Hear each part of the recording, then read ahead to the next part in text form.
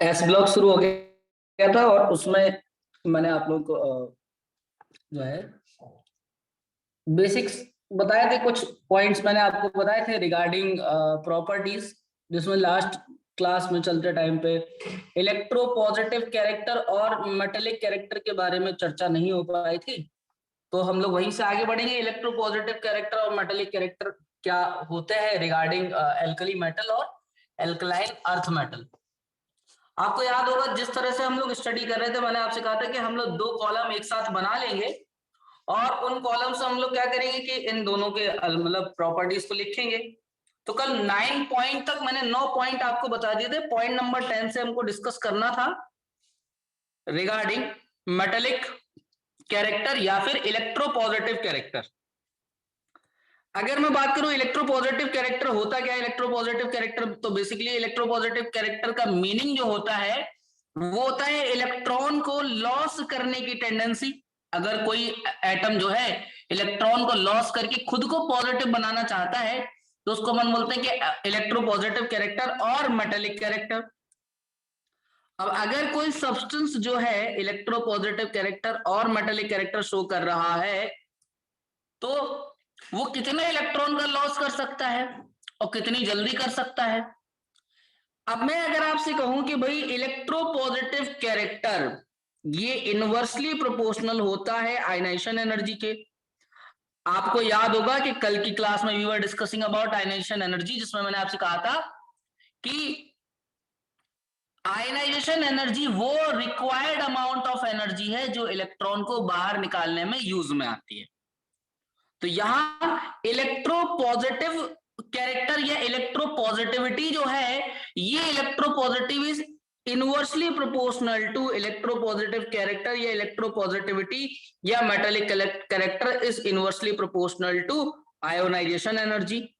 मतलब क्या हुआ कि भाई जो जितना ज्यादा अमाउंट ऑफ एनर्जी लेगा वो उतनी देर में इलेक्ट्रॉन छोड़ेगा और जो जितना अमाउंट लेस लेगा इलेक्ट्रॉन को छोड़ने में एनर्जी जितना अमाउंट लेस लेगा वो उतनी जल्दी इलेक्ट्रॉन छोड़ देगा। इसका मतलब ये हुआ है कि जितना ज्यादा आयनाइजेशन एनर्जी उसकी इलेक्ट्रोपॉजिटिविटी है उतनी कम। और आपको याद होगा कि आयनाइजेशन एनर्जी में मैंने आपको डायरेक्टली बताया था कि it is inversely proportional to size. Ionization energy में जो ऑर्डर चल रहा था वो था लिथियम फिर सोडियम। मैं डिक्रीजिंग ऑर्डर की बात कर रहा हूँ, लिथियम सोडियम पोटेशियम प्रोबिडियम सीजियम, क्योंकि सीजियम का सबसे ज्यादा साइज होता था। एल्कली मेटल्स की रिगार्डिंग में बात कर रहा हूं तो सीजियम का जिसका सबसे ज्यादा साइज था तो आयनाइजेशन एनर्जी उसकी सबसे कम हो जाएगी और जिसकी आयनाइजेशन एनर्जी सबसे कम होगी उसका इलेक्ट्रोपॉजिटिव कैरेक्टर सबसे ज्यादा होगा। तो आप यहां ये कह सकते हो कि इलेक्ट्रोपॉजिटिव कैरेक्टर यानी जो सीजियम का इलेक्ट्रोपॉजिटिव ऑर्डर की रिगार्डिंग में बात करूं तो सीजियम जो है वो सबसे ज्यादा इलेक्ट्रोपॉजिटिव कैरेक्टर रखेगा comparatively to rubidium, comparatively to potassium, comparatively to sodium, comparatively to हाँ आप ये कह सकते हो metallic character is directly proportional to size. But ये वहां एक लॉजिक से चल सकता है but in reality ionization energy से आपको चलना है।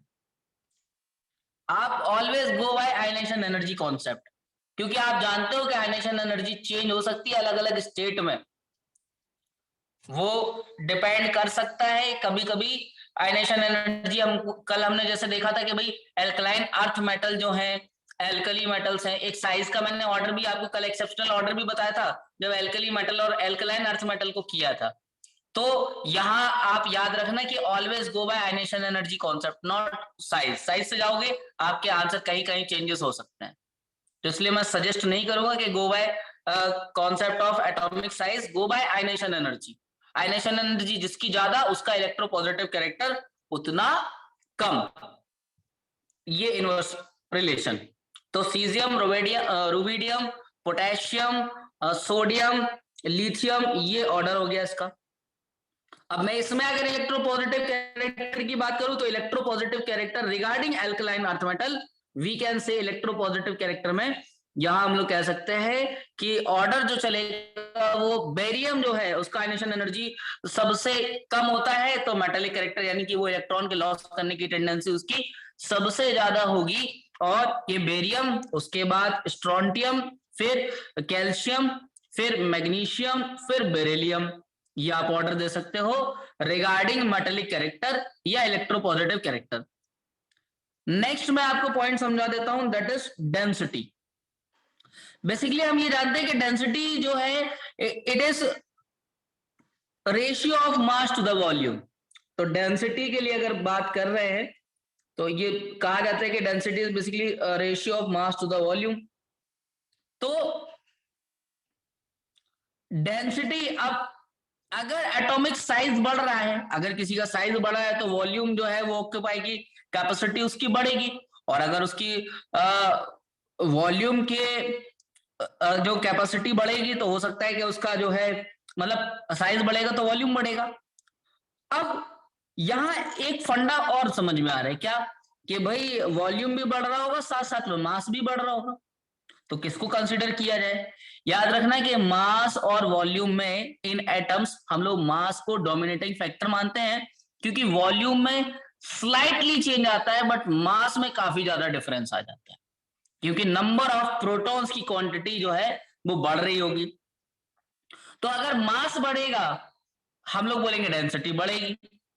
यहां आप दोनों चीजों के रिगार्डिंग सोच सकते हो, आप सोच सकते हो कि वॉल्यूम भी चेंज हो रहा है और साथ साथ मास भी चेंज हो रहा है। अब वॉल्यूम भी बढ़ रहा है और मास भी बढ़ रहा है, और density is inversely proportional to volume as well as यहां पर जो है डेंसिटी जो है डायरेक्टली प्रोपोर्शनल टू मास। तो डेंसिटी का जब ये ऑर्डर देखा गया तो डेंसिटी का एक ऑर्डर तो वैसे होना चाहिए था कि लिथियम, सोडियम, मतलब ये जो हमारे पास ऑर्डर है कि लिथियम का सबसे कम हो। मास के रिगार्डिंग अगर मैं चलूं, मैं मास को डोमिनेटिंग फैक्टर बोल रहा हूं क्योंकि नंबर ऑफ प्रोटॉन्स की क्वांटिटी काफी बढ़ जाती है, जिससे मास में एक स्लाइट ज्यादा चेंज देखने को मिलता है, वॉल्यूम में बहुत कम चेंज देखने को मिलता है। बट ये देखा गया कि पोटेशियम की जो डेंसिटी है वो सोडियम से कम पाई गई, और इसका एक मेजर रीजन ये था कि पोटेशियम जो है वो अपने पास वैकेंट डी ऑर्बिटल्स रख रहा था, और वैकेंट डी ऑर्बिटल्स की वजह से मास में इतना चेंज नहीं आया, वॉल्यूम में ज्यादा चेंज आ गया। भाई लिथियम तो सबसे छोटा हो गया। यहां ये पाया गया कि सोडियम और पोटेशियम है, अगर मैं इसके एक ऑर्डर में पहले लिख दूं डेंसिटी का इसके रिगार्डिंग, तो मैं ऑर्डर ये लिखूंगा कि सबसे कम डेंसिटी लिथियम की है, उससे ज्यादा पोटेशियम की है, फिर सोडियम की है, फिर रुबिडियम की है, फिर जो है सीजियम की है। तो यहां जो आपको एक्सेप्शनल केस देखने को मिल रहा है वो सोडियम और पोटेशियम के बीच में दिख रहा है, और इसका जो रीजन है मैं रीजन भी यहाँ पे मेंशन कर दे रहा हूँ। रीजन ये है कि पोटेशियम के पास वैकेंट डी ऑर्बिटल है। वैकेंट डी ऑर्बिटल मतलब आप समझ गए होंगे, इलेक्ट्रॉनिक कॉन्फ़िगरेशन जब करोगे तो लास्ट में आता है यहाँ पर 4s1, और 4s वाले सीरीज में आपको याद होगा कि 4s के बाद 3d भी अवेलेबल होगा, और 3d जो है पूरा वैकेंट पड़ा रहता है, फोर्थ सेल खाली पड़ा रहता है। तो वॉल्यूम ज्यादा इंक्रीज हो जाता है, जिस वजह से हम लोग यहाँ पर जो है वॉल्यूम को डोमिनेटिंग फैक्टर ले लेते हैं। तो पोटेशियम में वैकेंट डी ऑर्बिटल होने की वजह से यहाँ वॉल्यूम में ज्यादा चेंज देखने को मिलता है, जिस वजह से इसकी डेंसिटी लेस हो जाती है। अगर मैं इसके ऑर्डर की बात करूं, बेरिलियम या रिगार्डिंग बेरिलियम, मैग्नीशियम, कैल्शियम, तो इसमें भी हमको चेंजेस देखने को मिलते हैं। यहाँ पर भी डेंसिटी जो है एक अच्छा रोल प्ले करता है, मतलब ये भी एक एक्सेप्शनल केस बना के देता है कि सबसे कम डेंसिटी जो देखने को मिली वो हमको कैल्शियम मिला, कैल्शियम से ज्यादा डेंसिटी देखने को मिली मैग्नीशियम की, मैग्नीशियम से ज्यादा बेरिलियम, फिर स्ट्रोंटियम, फिर बेरियम। और मैंने आपसे पहले भी कह चुका हूं, आज भी कह रहा हूं बेटा कि जब भी एक्सेप्शनल केस मिले वहां पर एक अंडरलाइन कर लेना, उसको मार्क कर लेना, और लास्ट पेज पे जब ये चैप्टर कंप्लीट हो तो वहां आप सारे एक्सेप्शनल केसेस को लिख लेना, क्योंकि एक्सेप्शनल केस बहुत पूछे जाते हैं। आपसे डेंसिटी के रिगार्डिंग पूछ सकता है, आपसे या आयनेशन एनर्जी के रिगार्डिंग पूछ सकता है। तो जहां पर भी आपको एक्सेप्शनल केस मिल रहे हैं वहां पॉसिबिलिटी है कि वो आपसे पूछे जा सकते हैं। तो इसका ये थोड़ा सा विशेष ध्यान रखना कि एक्सेप्शनल केस कौन कौन से हैं। जितने जितने ज्यादा एक्सेप्शनल केसेस आपको मिलेंगे सारे आपको एक जगह। कोई बच्चा कुछ पूछ रहा है क्या?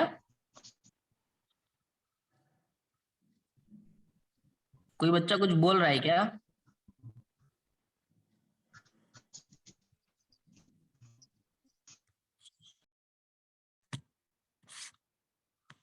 हाँ बच्चों, तो यहाँ जितने भी एक्सेप्शनल केसेस मिलेंगे सबकी आप एक प्रॉपर लिस्ट बनाते चलिएगा, ताकि ये एक्सेप्शन को आपको हर जगह ढूंढना ना पड़े। एस ब्लॉक के पूरे एक्सेप्शन एक जगह, पी ब्लॉक में जो मिले उनके एक्सेप्शन एक ही जगह, तो इनका कलेक्शन जरूर कर लेना एक्सेप्शन का, नहीं तो ये आपको बाद में बहुत ज्यादा प्रॉब्लम करेंगे। तो take the screenshot of this page, ताकि मैं यहाँ नेक्स्ट में आपको रिगार्डिंग कंडक्टिविटी, फ्लेम टेस्ट और फोटो इलेक्ट्रिक इफेक्ट के बारे में समझा सकूं।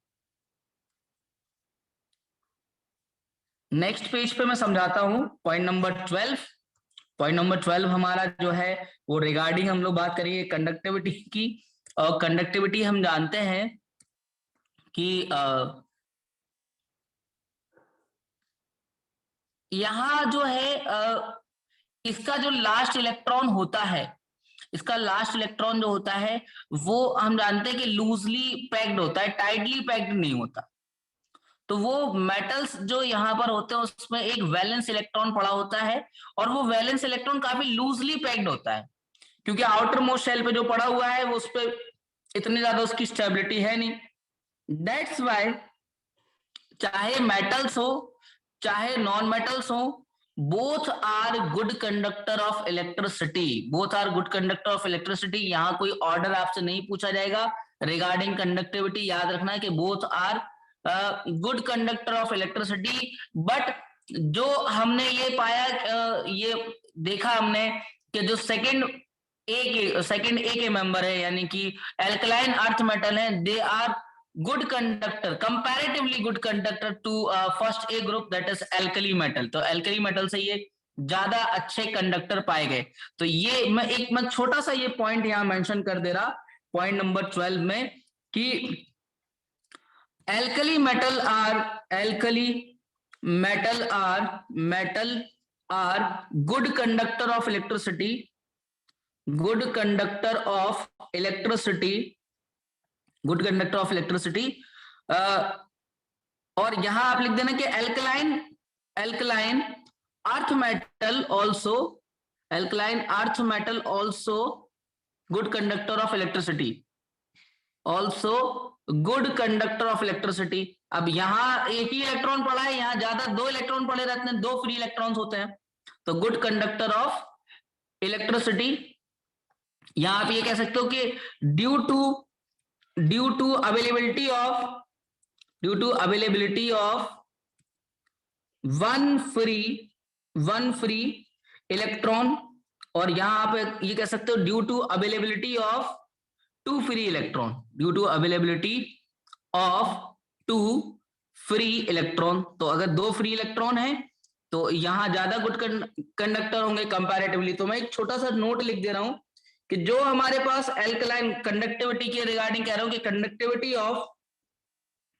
Conductivity of second A group यानी alkaline earth metal is greater than conductivity of first A group, conductivity of first A group. तो ये छोटी सी बात आपको याद रखना है कि both are the good conductor of electricity, but second A के ज्यादा अच्छे कंडक्टर हैं, क्योंकि वहां पर 2 फ्री इलेक्ट्रॉन्स पड़े हैं, वाइल यहां पर जो है एक ही फ्री इलेक्ट्रॉन पड़ा है।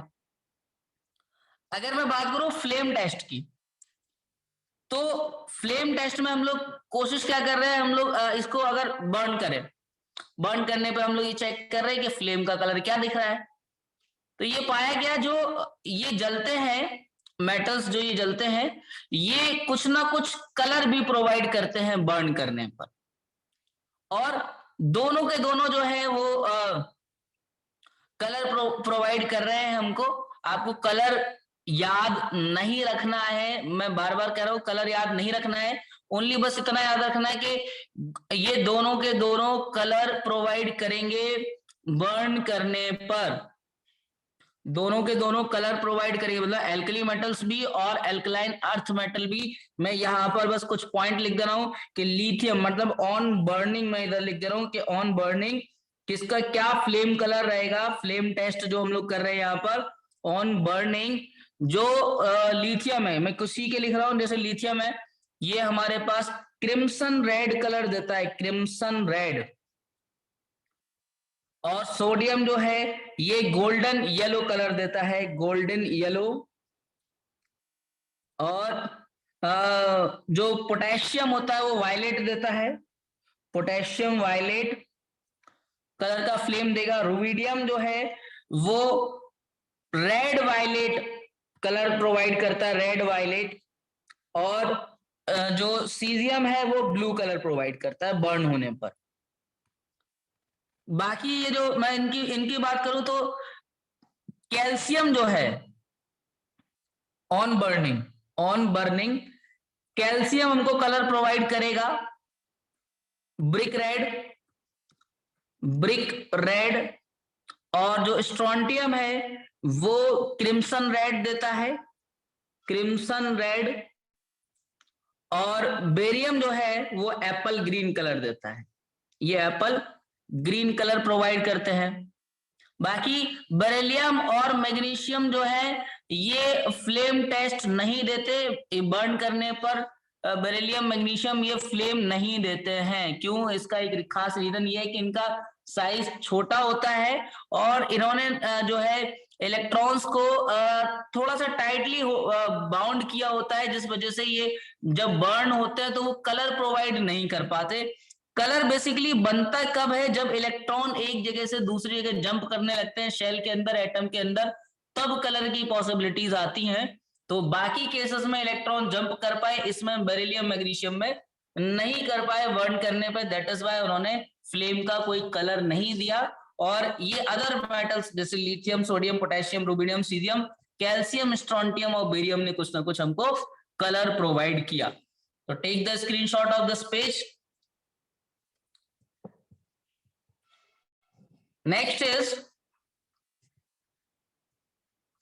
नेक्स्ट प्रॉपर्टी की हम लोग बात करते हैं, that is photoelectric effect.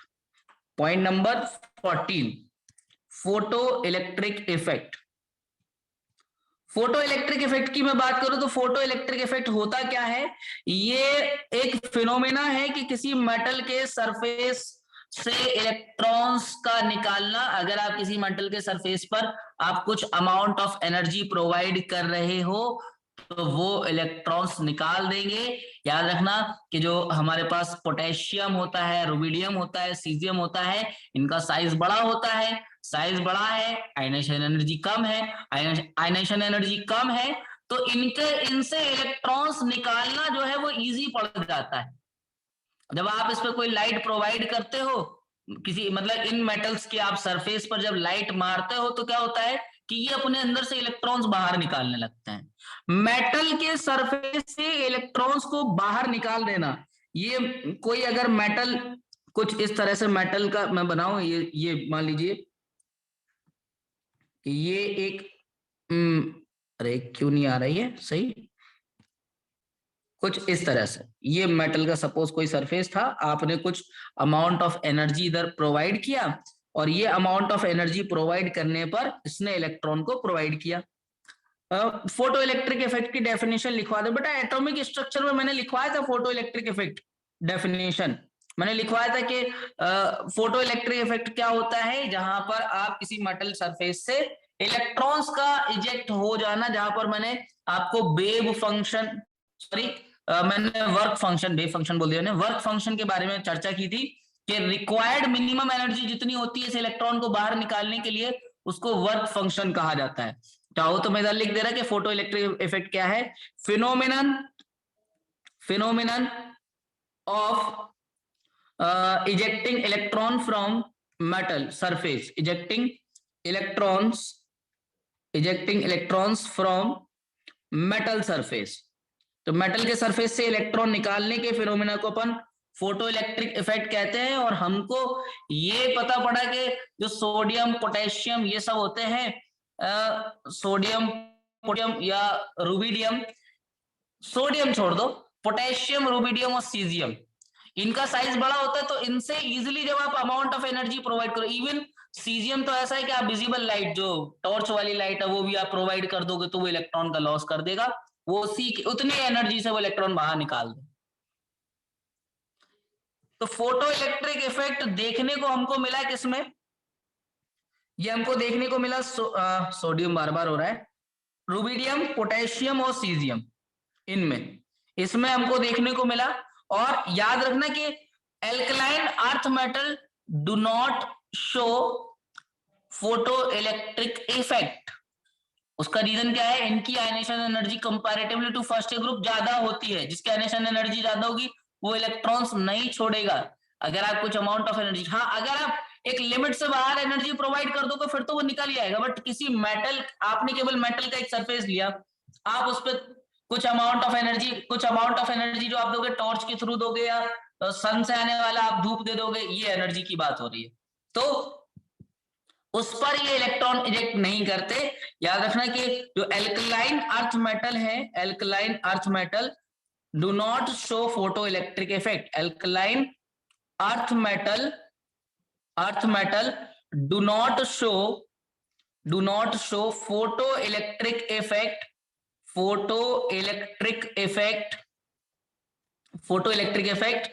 Due to high ionisation energy. Ionisation energy इनकी कंपैरेटिवली ज्यादा होती है, हाई तो नहीं, आप कंपैरेटिवली ना सोचें और सिंगल ही सोचें कि अकेले इनकी आयोनाइजेशन एनर्जी ज्यादा होती है, नहीं, कंपैरेटिवली बात हो रही है कि एल्कली मेटल से इनकी आयोनाइजेशन एनर्जी ज्यादा होती है।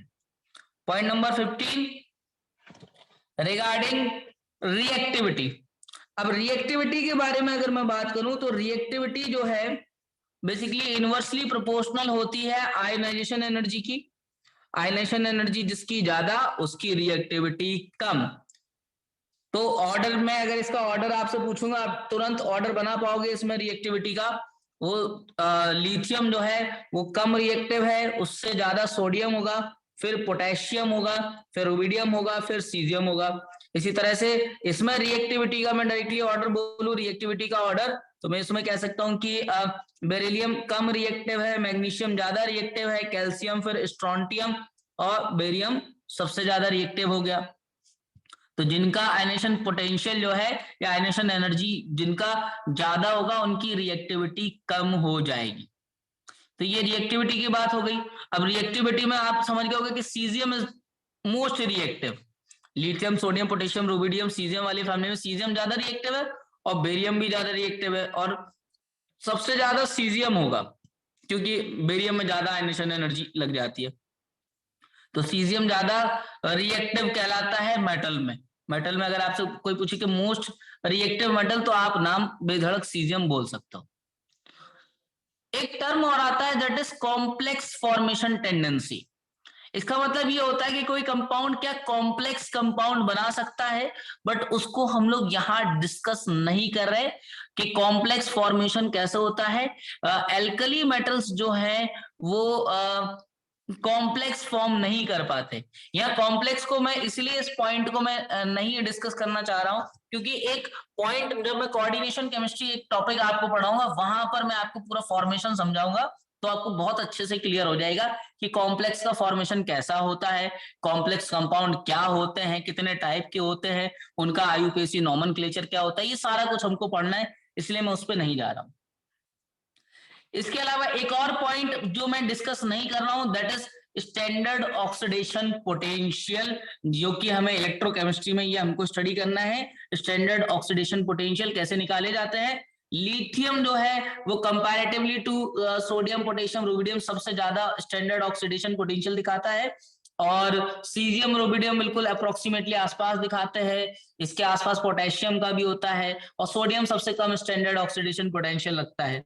वाइल बेरिलियम जो है वो सबसे कम, मैग्नीशियम उससे ज्यादा, कैल्शियम, स्ट्रोंटियम, बेरियम इसमें स्टैंडर्ड ऑक्सीडेशन पोटेंशियल का डायरेक्टली एक ऑर्डर होता है। स्टैंडर्ड ऑक्सीडेशन पोटेंशियल हमको पूरा कैलकुलेट करना सीखना पड़ेगा आगे, इसलिए इस पार्ट को भी हम लोग डिस्कस नहीं कर रहे हैं क्योंकि वहां पूरी आप एक इलेक्ट्रोकेमिकल सीरीज याद करोगे और उस इलेक्ट्रोकेमिकल सीरीज के बेसिस पे आप स्टैंडर्ड एक हाइड्रोजन इलेक्ट्रोड के थ्रू आप सबके निकालोगे, फिर अपन पूरा एक सीरीज बनाएंगे और इलेक्ट्रोकेमिकल सीरीज के काफी सारे अपन एप्लीकेशंस के थ्रू उनकी रिएक्टिविटी वगैरह वगैरह के बारे में बात करेंगे। इसलिए मैं इन दो पॉइंट्स को छोड़ रहा हूं, कॉम्प्लेक्स फॉर्मेशन और standard oxidation potential.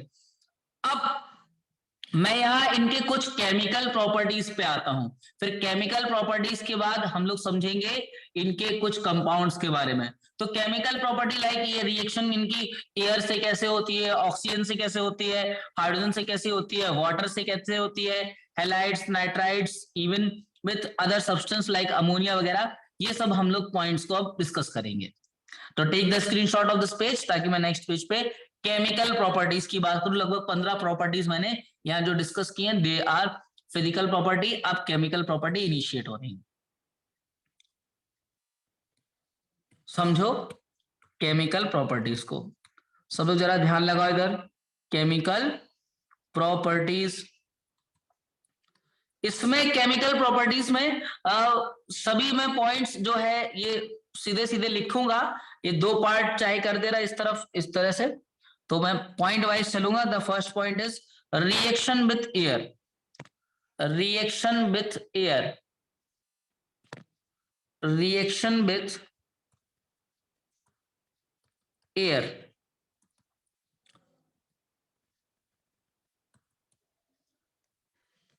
Reaction with air, इसमें समझो ये जो सब्सटेंस है, लिथियम हुआ, सोडियम हुआ, पोटेशियम हुआ, ये ऑक्सीजन के जो अलग अलग फॉर्म पाए जाते हैं। जैसे मतलब ऑक्सीजन में अवेलेबल O2 है, एयर में अवेलेबल O2 है, सॉरी मैं गलत बोल रहा हूँ, एयर में अवेलेबल O2 है, या मॉइस्चर अवेलेबल है, या एयर में अवेलेबल कार्बन डाइऑक्साइड है। ये सब्सटेंस मतलब एल्कली मेटल्स जो हैं, ये रिएक्ट कर जाते हैं। और हमें ये पता है कि इनमें से जो सोडियम है वो तो बहुत जल्दी रिएक्ट करता है। आपको याद होगा इसको केरोसिन ऑयल में हम लोग रखते थे, क्योंकि ये बहुत जल्दी ऑक्साइड का फॉर्मेशन कर लेता है एयर वगैरह से, इवन ये वाटर से भी रिएक्ट कर जाता है। तो अगर मैं रिएक्शन विथ एयर की बात करूं, तो ये जो मेटल्स हैं O2 से रिएक्ट करके, O2 से रिएक्ट करके ये फॉर्म करते हैं M2O टाइप का कंपाउंड। और इनके जो ऑक्साइड बनते हैं, ये ऑक्साइड मॉइस्चर से आगे रिएक्ट करके ये कन्वर्ट कर देते हैं। मतलब ये जो आपने M2O बना लिया, M जो है यहाँ मेटल होगा, लिथियम, सोडियम, पोटेशियम, ये आगे चल के रिएक्ट करके मतलब वाटर से ये रिएक्ट कर जाएगा, ये बना लेगा मेटल का हाइड्रोक्साइड MOH टाइप का कंपाउंड। जो MOH जब फॉर्म होता है तो ये एयर में अवेलेबल CO2 से रिएक्ट कर जाता है, ये जो है एक कार्बोनेट बना लेता है मेटल का M2CO3। क्योंकि यहाँ पे वैलेंसी +1 होती है इसलिए मैं M2CO3 ले रहा हूँ, साथ में अमाउंट ऑफ वाटर रिलीज करता है। तो ये जो सब्सटेंस है, मतलब यहाँ जो मेटल हमारे पास हो सकते हैं वो लिथियम, सोडियम, पोटेशियम की बात चल रही है। ये कुछ भी हो सकता है, lithium, sodium, potassium, rubidium, caesium, ये कुछ इस तरह से। तो आप एम के प्लेस पे आप समझ गए होगे, ये हम चीजें लिख सकते हैं।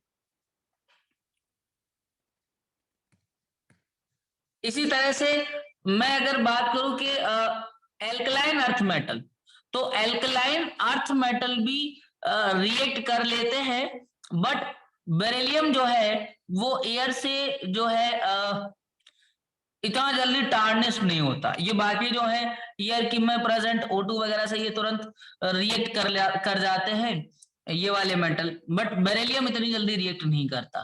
बेरिलियम को अगर आप पाउडर फॉर्म में ले लो तो ये जल्दी एयर से रिएक्ट कर जाता है, बट अगर आप मेटल फॉर्म में ले रहे हो, सॉलिड फॉर्म में ले रहे हो, तो वो इतना जल्दी रिएक्ट नहीं करता। ये मेटल तो आपने खुला हवा में छोड़ा और ये ऑक्सीजन से रिएक्ट किए एयर में प्रेजेंट, और फिर वो आगे भी रिएक्ट कराते चले जाते। अगर उस एयर में मॉइस्चर प्रेजेंट है तो उस मॉइस्चर से रिएक्ट कर जाएंगे, फिर जो सब्सटेंस बनेगा वो एयर में प्रेजेंट CO2 से रिएक्ट कर जाएगा। तो इसमें बस एक छोटा सा पॉइंट मैं ये लिखूंगा कि बेरिलियम जो है वो इजीली टार्निश नहीं होता बाय O2, इसका पाउडर फॉर्म हो जाता। बेरिलियम जो है not tarnished easily by air, not tarnished easily in air, but its powder form, अगर इसका पाउडर फॉर्म ले लोगे, but it's powder form easily tarnished. बाकी जो रिएक्शन की अगर मैं बात करूं तो इसमें मैं मेटल को अगर M से रिप्रेजेंट कर दूं तो ये जो M2 इससे रिएक्ट करते हैं ये बनाते हैं MO टाइप का कंपाउंड। बैलेंसिंग करने के लिए आप इधर 2 इधर पे 2 ऐसे लिख सकते हो, यहां पर भी आप ये 2 ऐसे लिख सकते थे। ये बैलेंसिंग आप लिख सकते हो, बैलेंसिंग के लिए इधर मैं 4 लिख दे रहा और इधर लिख दे रहा 2, तो ये बैलेंसिंग वगैरह सब हो जाएगी रिएक्शन में ऑटोमेटिकली। बाकी चीजें आप फर्दर रिएक्शन करा सकते हो। तो ये पहली रिएक्शन हुई कि एयर के साथ किस तरह से ये सब्सटेंस यानी एल्कली मेटल और एल्कलाइन अर्थ मेटल जो है वो कैसे रिएक्ट कर सकते हैं। Now understand. Sir 2MO further react नहीं करते? नहीं, फर्दर रिएक्ट कर जाएंगे वाटर में प्रेजेंट मॉइस्चर से और ये हाइड्रोक्साइड बना सकते हैं। ये फर्दर रिएक्ट कर जाएंगे 2MO मतलब मेटल जो भी हो, जैसे कैल्शियम ऑक्साइड हो गया तो वो एयर में प्रेजेंट मॉइस्चर से रिएक्ट करके कैल्शियम हाइड्रोक्साइड बना लेगा, वो कैल्शियम कार्बोनेट पे उसको पहुंचा देंगे, तो ये फर्दर रिएक्शन तो होगी। बट कंपैरेटिवली इतनी ज्यादा रिएक्शन नहीं होगी क्योंकि हमको पता है कि यहाँ जो है इनकी रिएक्टिविटी ज्यादा होती है एल्कली मेटल्स की। So take the screenshot of this page. तो मैं एक टॉपिक और बता दूं, that is reaction with oxygen, only oxygen. Oxygen मतलब उसके अलग अलग फॉर्म, लाइक ऑक्सीजन एक परऑक्साइड फॉर्म में पाया जाता है, एक सुपर ऑक्साइड फॉर्म में पाया जाता है और एक ऑक्साइड फॉर्म तो हमें पता है कि ऑक्सीजन पे -2 हो। तो ये वाली रिएक्शन तो पहले वाली जो रिएक्शन है यही रिएक्शन विथ ऑक्सीजन हो गई।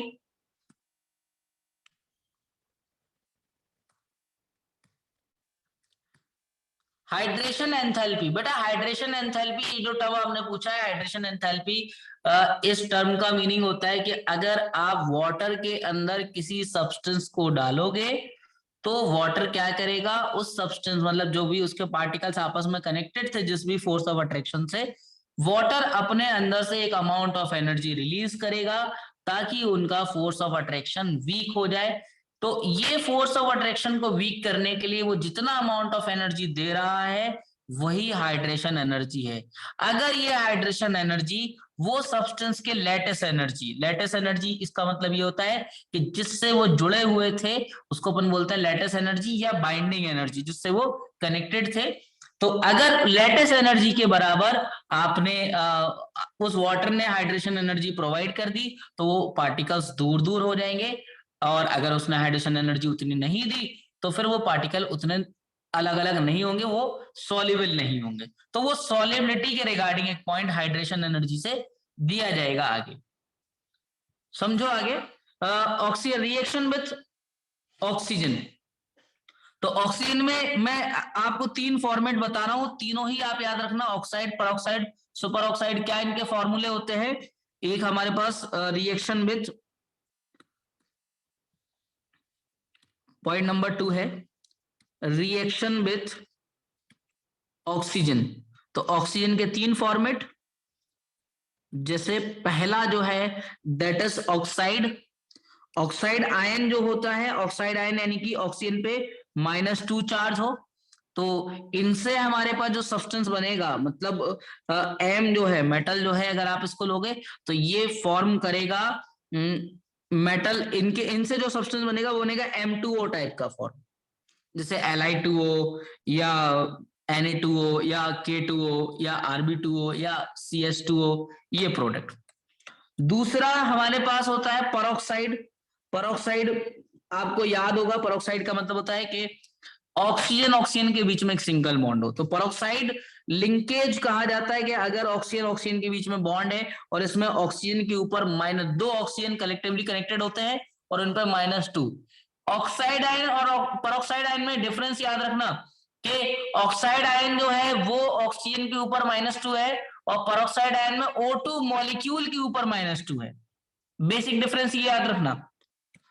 और तो इसमें जो प्रोडक्ट हमारे पास बनता है तो वो बनता है इसमें M2O2 टाइप का, M2O2।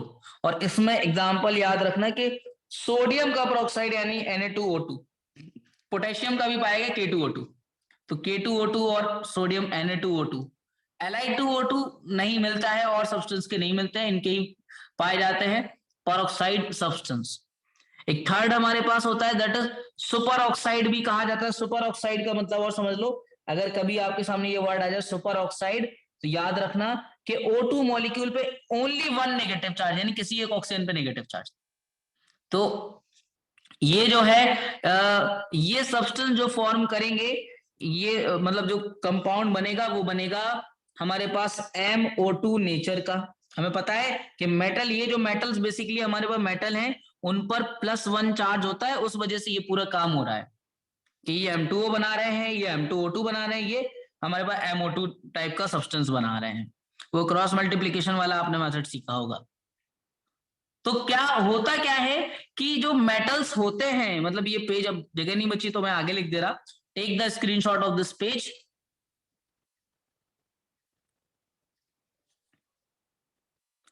आगे ये लिख रहा हूं मैं कि यहां पर जो है मेटल्स जो होते हैं, ये जो MO2 होता है ना, ये MO2 में याद रखना कि मेटल कौन सा यूज होगा, पोटेशियम, रुबिडियम और सीजियम, ये याद रखना। अब दोबारा स्क्रीनशॉट ले लो इस बात का। हाँ, अब समझो कि मेटल जो है वो ऑक्सीजन से रिएक्ट करके, कौन सा ऑक्सीजन, नॉर्मल ऑक्सीजन से रिएक्ट करके उसका ऑक्साइड, ये अकेला ऑक्सीजन लिखूंगा तो अब नेसेंट ऑक्सीजन ना समझ लो, इसलिए O2 लिख दे रहा हूं। तो ये इससे रिएक्ट करके बना देता है मेटल का ऑक्साइड। और अगर आप इसको आगे फर्दर इसी ऑक्साइड को रिएक्ट कराओ तो ये आगे कन्वर्ट कर देता है उसको परऑक्साइड में, ये परऑक्साइड में यही आगे कन्वर्ट कर रहा है। और अगर आप इसको फर्दर और आगे बढ़ा दो, O2 से रिएक्ट करा दो, तो ये सुपर ऑक्साइड के फॉर्म में ले जाता है, सुपर ऑक्साइड। अगर मैं स्टेबिलिटी की बात करूं तो स्टेबिलिटी का इनका जो ऑर्डर चलेगा वो होता है कि जो नॉर्मल ऑक्साइड्स हैं वो सबसे ज्यादा स्टेबल है। और नॉर्मल ऑक्साइड मतलब जो सबसे पहले वाले ऑक्साइड बन रहे थे, तो normal oxide are the most stable comparatively to peroxide, और परऑक्साइड जो है वो कंपैरेटिवली टू सुपर ऑक्साइड जो है ज्यादा स्टेबल होता है। तो ये हमारे पास ऑर्डर हो गया स्टेबिलिटी का। तो इसका भी आप